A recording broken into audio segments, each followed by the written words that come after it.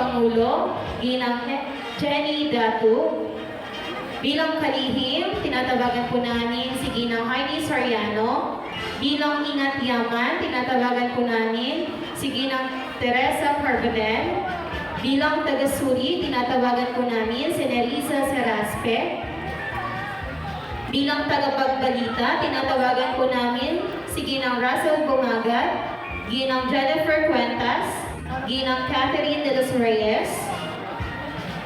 Tagapamayapa, tinatawagan po namin si Ginang Karen Rose Divina at si Ginang Irene Angeles.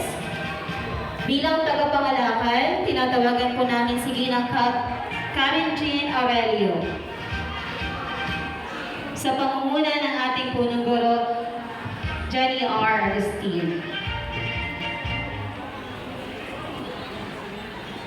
Okay po, medyo mataas tayo para makita tayo lahat. Medyo sleep tayo eh. Ayan na. Okay po, itaas ang inyong kanang kamay at ulitin ang mga taga-sunod sa akin. Ako si, pakibanggit po ang pangalan, nangahalan bilang banggitin ang posisyon ng samahan ng mga magulang ng Sabatan Elementary School Drum and Lyre Corps. Ay taimtim na nanunumpa.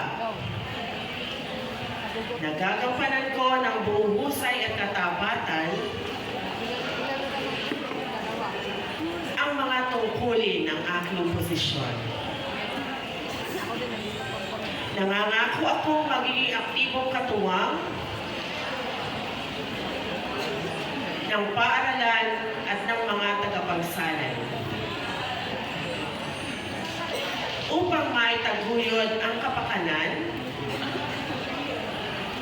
at husay ng aming mga anak. Susuportahan ko ang mga proyekto at gawain na makabubuti sa grupo. Magsisilbi ako ang tunay ng pagkakaisa sa kapwa ko mga magulang at magiging ehemplo ng maayos na pakikipag-ugnayan. Kusa kong babalikatin ang pananagutang ito ng walang pasuban. Kasihan nawa ako ng Diyos. Congratulations.